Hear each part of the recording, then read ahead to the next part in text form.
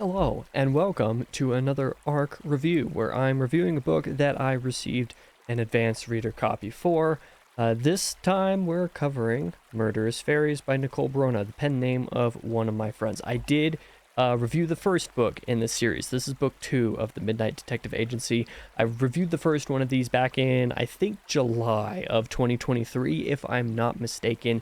So it's been a little bit, but I did once again receive the ARC for this book so that I could review it. I am buying a physical one here soon. I believe I'm actually recording this like a day or two after the official release day, so I need to get a physical book of it to have on my shelf because the covers are pretty nice, I will say. This review might be a little bit longer than some of my other normal reviews, but maybe it won't be. I said quite a bit of my piece about this book in my Goodreads review, which I admit was a little bit critical. It was a little bit critical compared to my review of the first book. And I don't want to be, super long-winded in this video, so I'm just going to jump right into things and start off with the good. First, the things that I enjoyed about Murderous Faeries. Much like the first book, there's very good banter and chemistry between Tess and Bloodsworth, the two main characters of the book. It's one of the driving factors of like why I enjoyed the first book and why I enjoyed this one, the banter between characters. This one was primarily just those two main characters. The side characters weren't quite as much of a focus as, say, the first one was, or the first one had. The first one had great side characters, and the banter between them and the main characters also added to the charm of the story. And I confess I kind of liked the chemistry between Tessa and Bloodsworth in a little bit more of a romantic way in this book, which is a little bit of a weird conflicting feeling because Nicole has already said that these two characters are not in a romantic relationship and will not be in one. But for whatever reason, the banter kind of gave me those vibes in this book, so I really liked it for that, even though I know that that's not necessarily what it's doing. So, it's not canonically meant to be, but that's kind of how my brain interpreted some of the lines, and it really worked in that regard. Even so, I would say the banter is still really enjoyable in the book. And I think, really, for me, the conceit is super interesting. After, busting a junk food trafficking posse in book 1, which is kind of an odd concept if you think about it, but when you get into the series, it's actually really not that weird. It just kind of sounds weird if you're more in tune with, say, the kind of epic fantasy stuff that me and probably the majority of my viewers read. This is more of an urban fantasy with sort of Fae realm stuff associated with it. This time the conceit is more about 14 forest fairies turning up dead on a New Mexican man's lawn, which calls Tessa out west, whereas the first book was set around the DC area, the Washington DC area. This time it takes place mostly around Santa Fe, so very different setting, and I thought the setting was good. I really enjoyed all of that, and I like this conceit, like I said, and how it gets Tessa out to the west. I really enjoyed all that. I liked the plot points in the background built up to go with the story as well. It was pretty entertaining. I wouldn't say it was as what's the word I'm looking for? I'm not going to say it was worse than the first book. I kind of found the general plot of the first book a little bit more interesting, immediately interesting to me in the various steps of the journey, but this one, the whole conceit was a little bit more of an interesting factor. And the side characters, even though I said they're not quite as memorable as the first book, they are fun to hang out with. But I guess that kind of takes me into the bad of Murderous Faeries, which, like I said in my Goodreads review, I was a little bit critical of it, so a lot of what I'm going to say here is going to be a little overfamiliar, perhaps, if you read that review. There's a little bit less focus on the side characters is probably the most immediate bad thing that I think most people are going to notice if they enjoyed the first book, because the side characters from book 1, the ones that really made them memorable, the ones that made the banter really good, that wasn't just between the main characters, they're kind of lost in this book as a result of the location change, which is a little bit unfortunate, but I'm sure there's going to be more material in future books of the series. I believe she has 6 books planned that will get back to some of these characters, which I would love to see if I continue on with the series.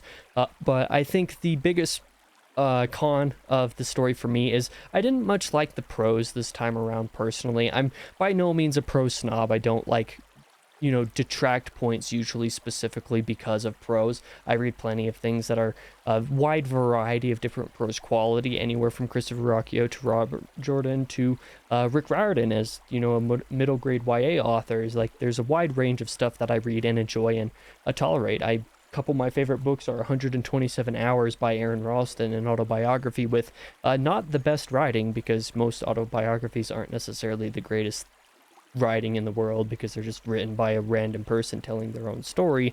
And then The Card Turner by Louis Satcher, which is a YA novel and doesn't really have a tight focus on prose. So what I'm saying is I don't normally comment about prose if I don't like it, but this one kind of irked me a little bit, I'm not going to lie.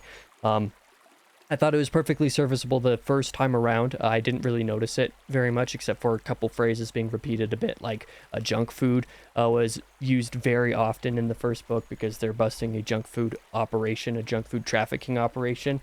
Like I said, kind of a funny concept, but and then this book, I would say probably the main problem with the prose was that there were a lot of phrases, a lot of words, a lot of like little clauses that were repeated a lot more than I would have liked, and it's not something that I think a whole ton of people are going to notice and really hate, but it did kind of wear me down a little bit, and I'm pretty sure it's because I read it over like 3 days instead of the first book where I read a little bit of it over 2 or 3 days and then didn't get to finish it for a couple weeks, and even when I did finish it, it took a few more days longer. So it might have just been a type of thing where I needed to space it out a little bit more so that the slight redundancies of prose wouldn't bother me as much. I'm not entirely sure. It could just be a me problem entirely. Who knows? And then probably the last con that I'm going to say for this book is kind of a con for the series. At least it's been a problem for both the first book and this book. It's the fact that Midnight Detective Agency is a first-person narrative from the viewpoint of Tessa O'Hara, a human character who can't enter the Fae world, which is unfortunate because there's tons of things that happen in the Fae world in the first book and in this book that I find myself wishing we could have seen a little bit on page, like been able to get a human perspective on stuff, but also just some of the events I would have liked to actually have on page that were part of the narrative rather than just kind of summarized and relayed by fake characters who are able to do that stuff in those other worlds. So because Tessa's a human character and can't enter that realm, there's an entire part of this world that we just don't really get to explore. Maybe Nicole will find a way to do this in future books. I'll hope to hear when it happens, if it happens in the series, but I would really like for something like that to happen somehow to make that work, because like some of the most intriguing stuff that I would have liked to see on page just can't happen on the page because of the first person narrative from a human character.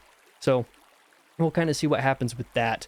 As for the ugly, most of my complaints with the prose could basically fit here. The series isn't targeted towards a YA audience, but it sometimes feels like it. Part of the repetitiveness of the prose, but also a little bit of the general storytelling in the first place. Some of the repetition of it are kind of that type that kind of feel like they're targeted at a YA audience, but like these characters are adults, the responsibilities of an adult character are a things that like teenagers who, in my opinion, might be the most interested to read a book like this.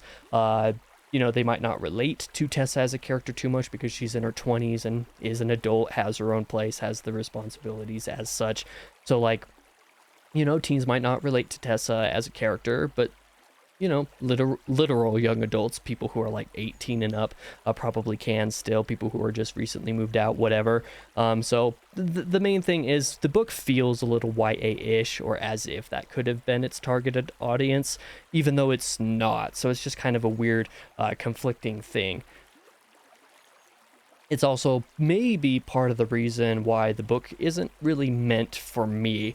And on that topic, I will say for the recommendation, I do this with several books that I review. I say it's hard to recommend this because, like, it's not really, something that I love and therefore recommend, or something that I didn't like and therefore don't recommend. This one's a little bit in a different category. It's a book that, like, I didn't personally, like, really enjoy, but it's also not a book that's meant for me. I'm not the target demographic to be reading the book. I'm not the target audience for all intents and purposes. Because I'm not really the target audience in the first place, I don't think my audience that watches most of my videos are going to be the target audience either. I think most of those people are going to be a bit more of people who have a somewhat similar taste to me, so it's really hard to recommend this book as such. If you're watching this video, if you're watching this review as somebody who is into urban fantasy, who is into this type of book, who maybe isn't even one of my regular viewers, if you're somebody who's not subscribed or something, like, sure, I could recommend this as a palate cleanser type book if you're into urban fantasy and into a sort of light mystery novel for all intents and purposes. As for my general audience, people with tastes who are very similar to mine, I can't really recommend it because, you know, it's not meant for me. It's not meant for readers with my kind of taste, but it's also not a book that I dislike and therefore can't recommend. So it's really more about what interests you, what kind of things you're into, and what you're willing to read. If you're really into urban fantasy stuff, it could totally be worth a read. If you're not into urban fantasy at all, well, Midnight Detective Agency probably isn't going to change your mind, but what do I know? I don't know that much. I'm just kind of speaking from my own experience reading the book. All I know is that as of right now, I don't have plans to continue the series. And maybe when the series is finished, I'll come back and get a couple more books in and, you know, plan them maybe a little more long term and see if like that helps the minor issues that I had with it. And also maybe if some of those things like the Fae Realm come a little bit more into play in the main narrative. But as of right now, I don't plan to immediately continue the series. Maybe at some point in the future, but not right now is the main thing that I'm going to note. But thank you for watching this video. If you did, I did have an enjoyable enough time reading the book. I did not hate it. I just want to get that across. I just had like minor issues that kind of irked me a little bit. But I think that if this is a book or a series or generally just a genre that works for you, that it is going to work for you, and I don't think you should hold off reading it at all, just because I, as somebody who, like I said, I don't think the book is meant for me. Just because I didn't love the book doesn't mean that you won't, so I hope you give it a shot anyway if you're interested. But yeah, that's going to be the end of the video. I hope, one last Wheel of Time diary coming out this Thursday for you on Fires of Heaven. So last episode on that book. Maybe I finished it last Thursday. I don't know. I'm recording this a couple weeks ahead, so who really knows how I'm doing on that front. But thank you guys for watching anyway. I'll be back in the next video, whatever that may be.